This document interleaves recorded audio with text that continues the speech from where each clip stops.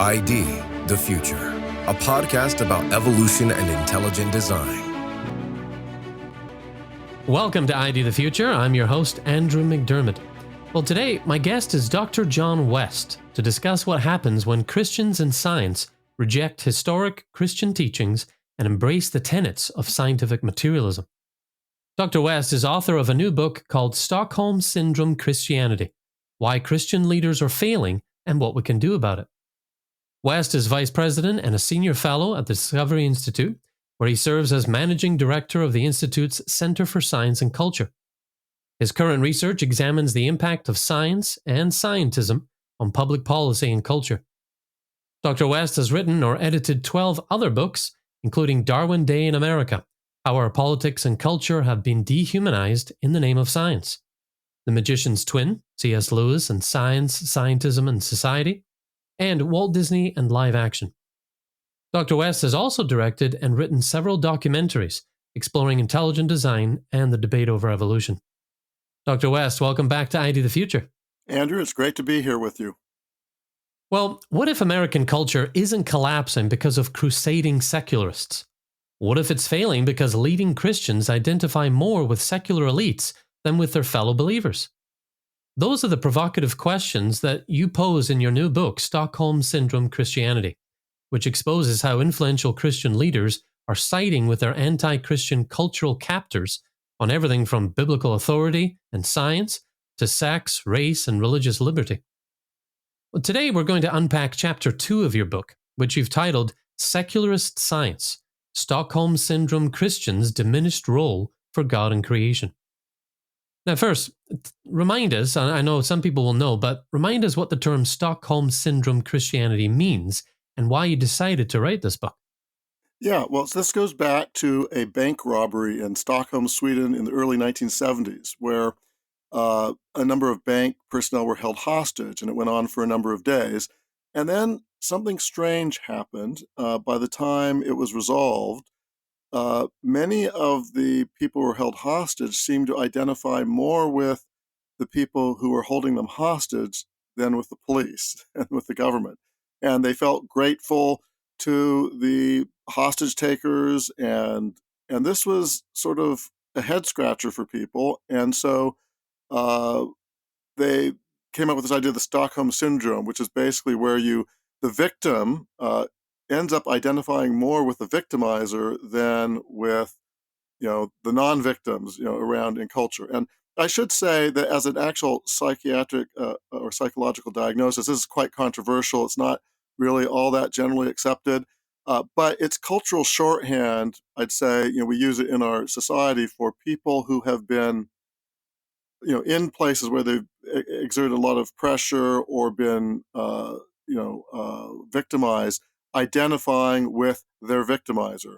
And so that's sort of the key point that I play off on, because the more I thought about it, it helped explain something I had been seeing when I was a college professor at a Christian university, when I interact actually with my work at Discovery Institute with people, say, who are people of faith who just buy into the unguided Darwinian mindset when you would think that they might not.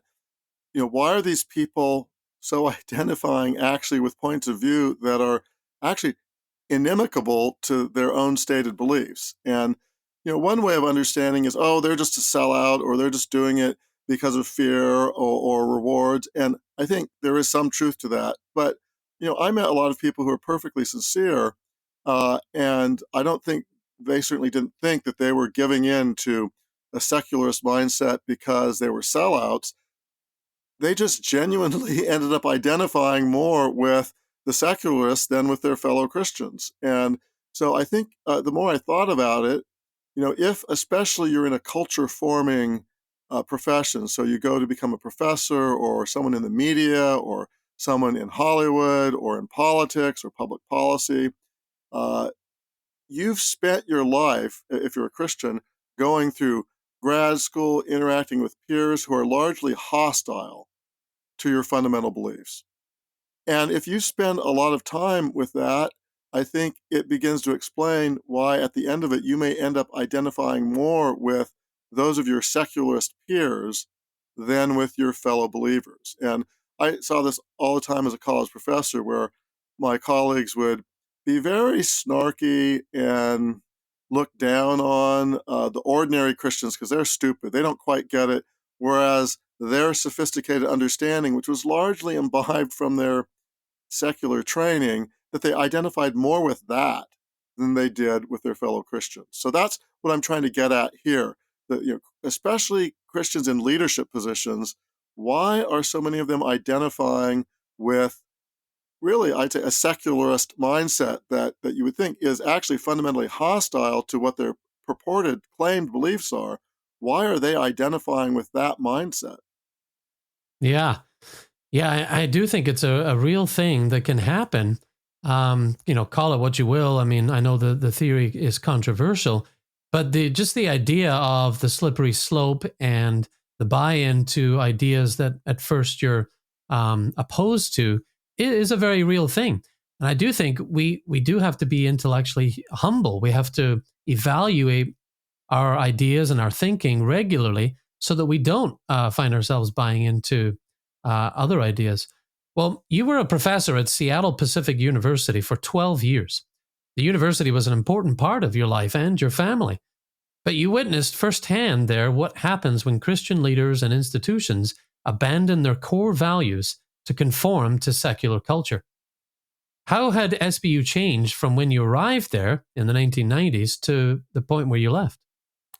Yeah, well, I in my book, I bookended. I mean, I had two interesting experiences when I was hired, and then at the time that I was leaving, that I think encapsulate, and then I'll sort of dig deeper and sort of explain what it means. But when I was hired, I one of my interviews was with the faculty committee that was warning me about how conservative, theologically conservative, the board of trustees was, and that I need to be concerned about that because, in fact, they had just turned down tenure for a theology professor because he was, I would, in my view, pretty heterodox, but was not really biblically orthodox. And the faculty were horrified, and they were warning me that I need to be concerned about that. And little did they know that when I heard that, I said, wow, that privately, I said, that's great. You actually have a board of trustees that's trying to maintain the mission of the university. Of course, again, I didn't tell the other faculty that. But so that gives an indication of the core identity of SPU when I was hired, that although there already were fractures among many faculty who I would say were really veering more towards secular materialism in various ways, even though they identified as Christians, the leadership of the school was pretty strong, and there was a strong contingent of very solid faculty and staff, and so that was great. But it transitioned, and the full transition wasn't until after I decided to leave. I sort of saw the writing on the wall. But let me give you, near the end of my time there was one of the most dynamic faculty who had been hired while I was there, actually in the sciences, who was a really solid Christian, actually was very supportive of intelligent design. Um, he was denied tenure. And I have to think, and the board by that time, didn't do anything on it, so he was pushed out. Fortunately, another university hired him at actually a more senior position, so God was looking out for him. But it was a tragic loss for SPU. But that sort of signaled to me just how dramatic change. And when I was coming in there, they were actually trying to eject people who weren't fitting the mission of the school. By the end, they were actually ejecting people who really upheld the stated mission of the school. So what happened after I left is sort of that continued, so much so by 2021, and this was one of the things. I was already starting to work on my book, but it sort of solidified that I really wanted to write this. Was in 2021, Seattle Pacific was in national news, not for a good reason, but because they had a vote of the faculty that voted no confidence in the board of trustees because the board wouldn't repeal the university's stated standards on biblical marriage, that marriage should be between a man and a woman, and that's where sexuality, the expression of sexuality should be reserved for. And the faculty voted no confidence in the board because they would not repeal that. And that was more than 70% of the faculty voted against a biblical understanding of marriage.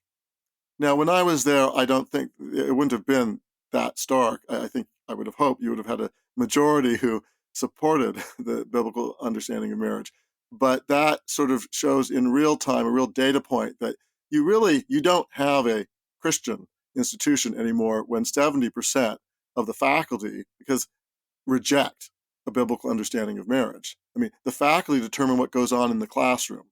And if more than 70% of them reject what the Bible says on a very clear topic, you don't really have a Christian school. And so that galvanized me because I saw a lot, there were people wringing their hands. Well, how did this happen? They were shocked.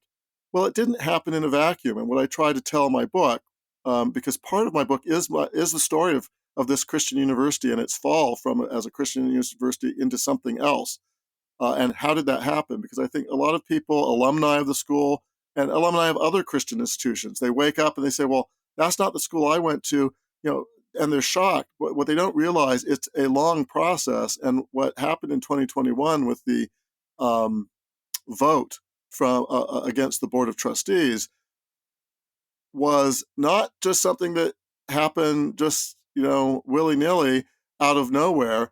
There had been a lot of earlier choices, especially by the Board of Trustees itself, that opened the door to that. And what most, I think, if I have to say for that part of my book that I think is what I want to really communicate is that when it came to that Christian institution, I've seen this with others, the biggest problem were not the theological liberals or the outright heterodox people on campus. They did what they thought was right. I think they were wrong. The biggest problem was the Board of Trustees, which was filled with people who were personally biblically orthodox, but they made choices to basically do nothing and enable everything else. And if the one message I wanted, because a lot of more theologically conservative Christians tend to think that, oh, it's just the big bad liberals who do this stuff. Well, no, one of the key takeaways of my book is that it's the personally theologically conservative leaders, whether they're Board of Trustees or pastors or elders or deacons or board members, however you end up guiding your church, who actually are the determinant factor, who don't actually live up to their own stated beliefs.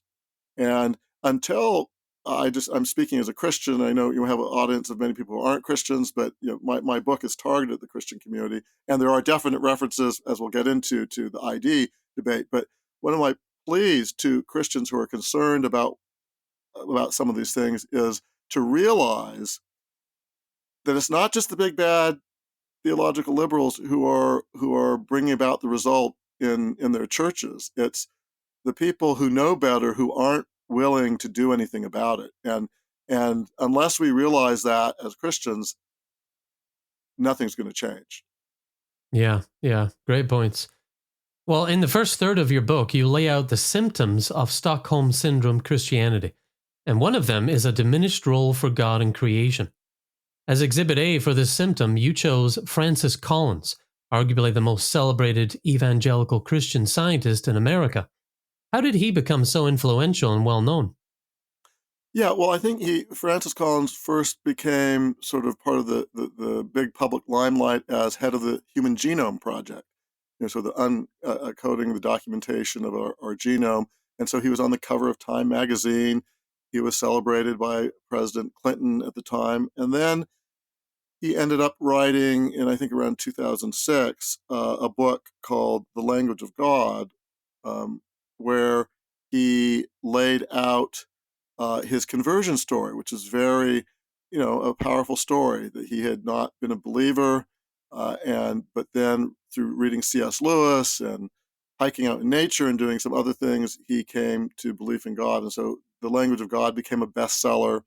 And maybe it wasn't 2006, maybe it was 2004, 5. But anyway, in the early 2000s, and so that really catapulted him, especially among Christians. He became sort of what I'd say the equivalent of a rock star. and he was the culturally acceptable Christian who showed that you could reach the top of the food chain when it came to science and power, and who was a devout, self-identified evangelical Christian. Yeah. Well, and he's admired by Christian leaders and lay people alike as an exemplary model of a faithful Christian in science. But you write that his model for integrating faith and science is deeply flawed. You write that Collins has repeatedly failed to challenge the secular establishment in the areas of abortion and sexuality during his career as head of the National Institutes of Health. Can you tell us a little bit about that? Yeah. And I want to say I'm not questioning the sincerity of Francis Collins' faith. I'm not in a position to do that. By all accounts, he's a personable guy, and I think he sincerely believes in Jesus. And I also know that probably a number of people who are listening just find him a beloved figure and will be upset at me saying these things. Some of the things I've written about Francis Collins have, some people get upset. But facts are facts, and the records are records, and he's a public figure. And so what I would ask the people who bristle about what I'm about to say, well, read my book, go to the footnotes, document, and ask yourself, if these are true facts that I'm saying, should you be reevaluating your emotional feelings on that this is a great example of someone that we should follow? Because, like I said, facts are facts. So we'll get on to the Darwin ID thing in a moment, probably, but let's look at other areas. So under Francis Collins served for more than a decade at in the federal government at high sort of high positions, especially the head of the National Institutes of Health. So he was really the most powerful scientist in the American government. And well, what did he do with that? Well, one thing is he spent millions of tax dollars to harvest body parts from aborted babies to create a fetal tissue hub so that we could experiment on those tissues at the University of Pittsburgh. And I want to be clear, these were not, this wouldn't excuse it, but these were not just embryonic or babies that were 1 week old. And again, that, in my mind, wouldn't excuse things. These babies that were harvested, their organs through abortion for research through our tax dollars, thanks to Francis Collins, were up to over 40 weeks in gestation. These are babies who would live outside the womb. In fact, I'd argue this is infanticide. And that was funded. But not only was it funded under Collins, he tried to hide it. When a pro-life group, tried to get documentation on this, the NIH under Collins refused to give it. They had to go to court. The only reason we know about what I just told you is because someone had to sue the NIH. So maybe Collins himself was embarrassed, I don't know, by what happened, but he was trying to hide it. That's not all. The NIH under Collins funded gruesome experiments where they were splicing tissues from aborted babies onto mice, make humanized rodents. And in fact, they scalped aborted babies' scalps and grafted the fetal skin onto the mice. This is not a great example of the integration of, I'd say, even basic ethics and science, let alone Christianity and science. Let's also talk about the gender madness. Collins oversaw grants to fund research using puberty blockers, filling kids with the chemicals and from their non-biological sex, and sex-destructive surgeries on children. And he himself pledged to be, in his words, an ally and advocate of the LGBTQIA movement, and urged all fellow employees to do the same. So it's not just on the issue of ID and Darwin, which again we'll probably get to. It's on a lot of other science issues where his track record, objectively, is just horrible. Well, one group Collins has been willing to challenge publicly is his fellow Christians. In particular, Collins has engaged in a years-long quest to marginalize and attack Christian scientists, scholars, and laypeople who are skeptical of Darwinian evolution, or who think biology shows evidence of intelligent design. To understand why he's done this, it's important to understand Collins' theology with regard to the origin of biological life on Earth. Collins champions a perspective you call modern theistic evolution. Tell us what that is and how it's symptomatic of Stockholm Syndrome Christianity.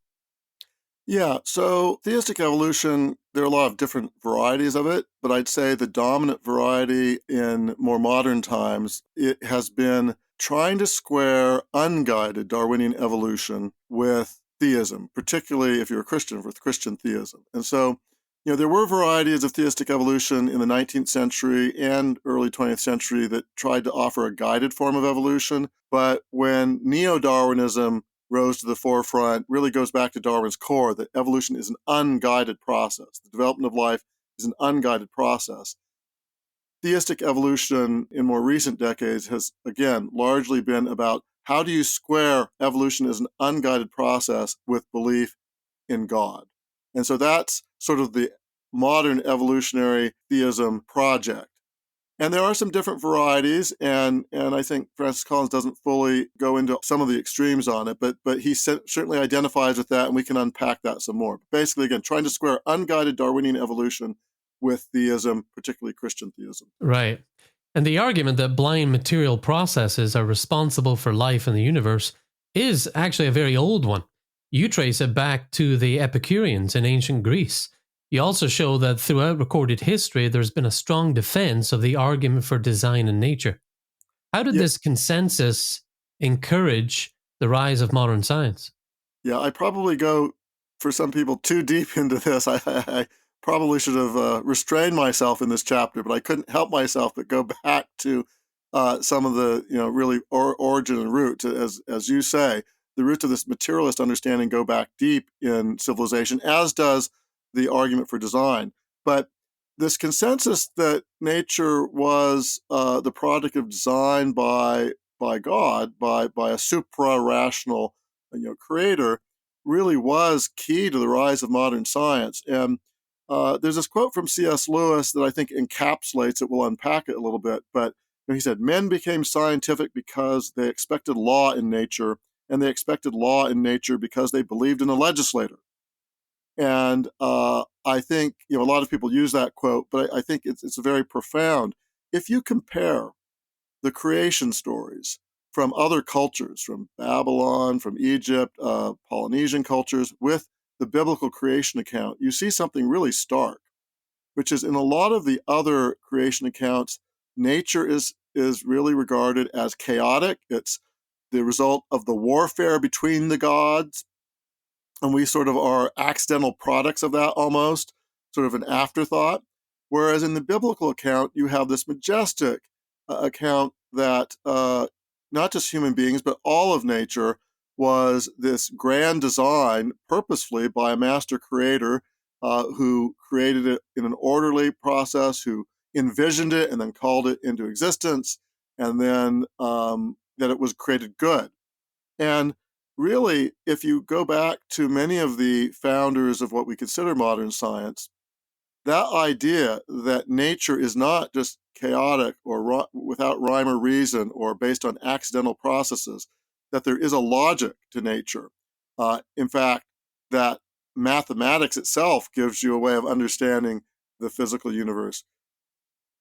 That all came from this idea that nature was the product of a creator, and that gave them inspiration to why they could do science to begin with, why you could find regularities, why you could do experiments to find scientific laws, why you could understand the inner workings of our bodies, because our bodies weren't just, again, something that was slapdash, that was running on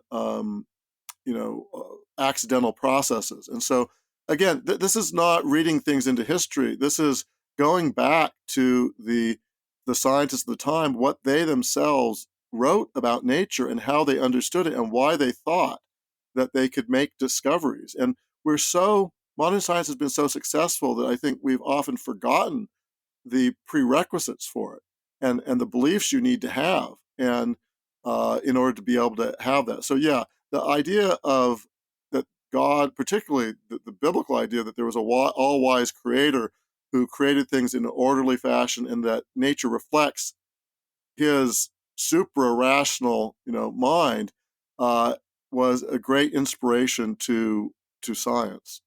Yeah, yeah, it was definitely some of the fuel that ignited the scientific revolution. Well, then Mr. Darwin came on the scene and introduced his proposed mechanism by which an evolutionary process could progress naturally without recourse to a creator. How did his ideas lead to the rise of scientific materialism? Yeah, that's a great question. I think many people mistakenly believe that when they think about Darwin, oh, his most significant contribution is the idea that it took a long time, or even that it took a long time and some creatures basically evolved into other creatures. Um, those really aren't the earth-shattering concepts. There were other people who made some claims like that. He wasn't the first one. The really most consequential point was that he claimed it was an unguided process. And even, so you said natural process. Let's be clear, because nature, and the idea of nature and natural is maybe sounds good. Who's against nature? Who's against things being natural rather than artificial? But that's not what we're talking about. We're talking about really a materialistic process that is unguided and unguided by a guiding intelligence. And so that was his key claim. And if you read not just On the Origin of Species, but his book, The Descent of Man, he was clear that for him, this idea that there was this materialistic evolutionary process that did not have any specific guidance from God, that explained everything according to him. It explained our biology. It explained cultural things like morality, marriage, even religion. He applies that. And also in this idea, if we're just the product of this blind, unguided, unthinking process, we ourselves aren't, when it comes down to really rational creatures. We're just dictate our actions and things. We have no free will or responsibility because we're just dictated by today we say our genes or our environment. I mean, Darwin didn't have an understanding of heredity the way we do, but so that we ourselves aren't really, not only is there not a God who's a thinking being who can guide things, human beings really aren't at the bottom thinking creatures. This is just because we're dictated by these same impersonal material processes. And so, I mean, this had wide applicability. I mean, Karl Marx had sort of a love-hate relationship with Darwin, but he thought Darwin provided in natural history the basis for his views on dialectical materialism. And so this really led to this idea of scientific materialism. So materialism is the old idea going back to the ancient Greeks, if not before, that we're just blind matter in motion. Atoms in the void, that are in accidental collisions. Again, there's no guidance. Ultimately, really, there is no real rationality at the basis because it's all blind accidental processes all the way down. And Darwin, when he came up with his theory of evolution by natural selection, he basically baptized old line materialism, which always was never believed by a majority of people because it's just incredible. I mean, just think about it. Look at a rock and look at a human being. There's a cavernous gap. I mean, most people did not believe in materialism, but Darwin came along and said, well, the best modern science can offer, I've now shown scientifically that materialism is true. And so I say Darwin was not the only one. There were other thinkers who led to this, but he was a key plank in the rise of scientific materialism, really this claim that modern science shows the proof of materialism. Right. And this rise in scientific materialism, we will see and will connect to Francis Collins and his ilk, those who have fallen into the trap of Stockholm Syndrome Christianity by, sacrificing beliefs they had to satisfy the march of secularism. And that's indeed where modern theistic evolution comes from, which is what Mr. Collins espouses. So I'd really want to unpack this more. I think we should end this episode and we'll get into this in more detail in a follow-up episode. But I want to continue unpacking with you, Dr. West, the symptoms of Stockholm Syndrome Christianity, particularly as they relate to science. That sounds great to me. Well, you can order your copy of this important new book at stockholmsyndromechristianity.com. That's Stockholm Syndrome Christianity.com. And in addition to ordering the book there, you'll find practical tools to help you resist captivity yourself and stand for truth in your family, your church, and your community. It's all at StockholmSyndromeChristianity.com. Dr. West, thanks again, and I look forward to joining you for another helping of this very important topic that you've written on. Well, for ID the Future, I'm your host, Andrew McDiarmid. Thank you very much for listening. Visit us at idthefuture.com and intelligentdesign.org. This program is copyright Discovery Institute and recorded by its Center for Science and Culture.